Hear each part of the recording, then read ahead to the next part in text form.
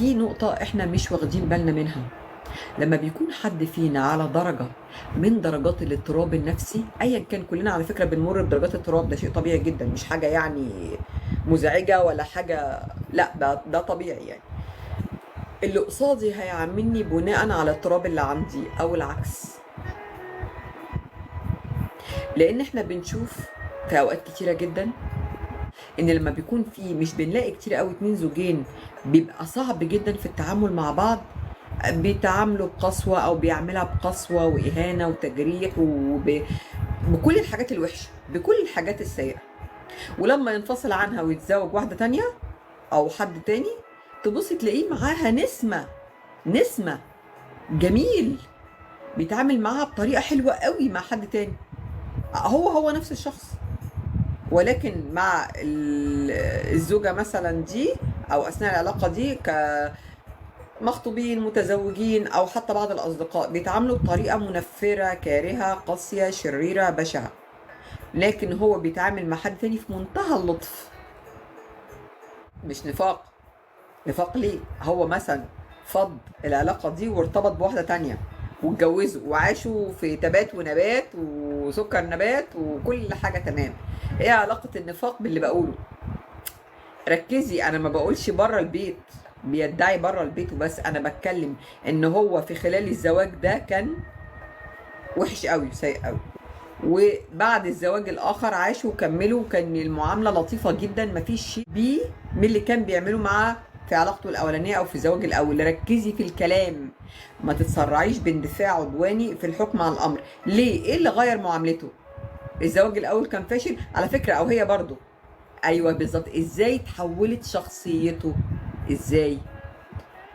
او شخصيتها، لان في زوجه برضو بتتعامل مع زوج بشكل، ولو انفصلت واتزوجت واحد اخر بقت جميله جدا ولطيفه جدا وكل الاشياء. السر كله في الشعور المرتكز هنا جوه. انا شايف نفسي ازاي؟ انا عندي اضطراب بتعامل بيه ازاي؟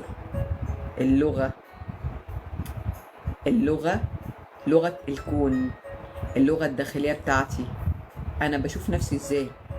شايفه نفسي كويسه؟ يعني كان في هنا معانا حد من اللي كان بيجي معانا هنا واشتركت معايا واخدت معايا سيشن، هو سيشن واحد مكلفهاش كتير، وبعدين بعد السيشن ما عجبهاش الكلام وتغيب وتمر، وبعد ما رجعنا قالت لي انا طبقت اللي اتقال، طبقت العمل وفعليا جت اكتر من مره، وقالت اختلفت الحياه، اختلفت العلاقه، اختلفت النظره، الامور كلها اتحسنت وبقت جميله. ودخلت هي وزوجها وقالت لي هو قاعد جنبي وسامعك دلوقتي، قولي له ان انا احسن حد وان انا افضل حد والحاجات دي كلها. درجه تعامل شريكك معاكي في الحياه بناء على حاجات كتيره قوي: شعورك بنفسك، نظرتك لنفسك، الاضطراب اللي كنتي بتتعاملي بيه. هو مجرد احنا بنبقى انعكاس لبعض. لو انت شايفه نفسك قليله هيشوفك قليله. لو انت، ده جزئيه من بعض الطاقات الانثويه والذكوريه. احنا بنشوف بعض، انا كده هخش في حته تانية خالص على فكره.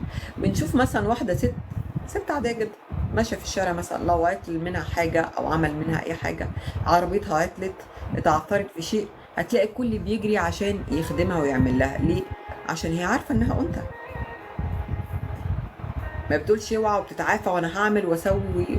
لا لا، هي عارفه في قرارة نفسها انها انثى، هي مش مؤهله للحاجه دي. على فكره في مدارس كتير وفي دكاتره كتير قوي دلوقتي بيتكلموا في الامور دي كلها، من الدكتور احمد الدملاوي، الدكتور محمد صبحي، وناس كتيره جدا بيتكلموا في الجزئيه دي.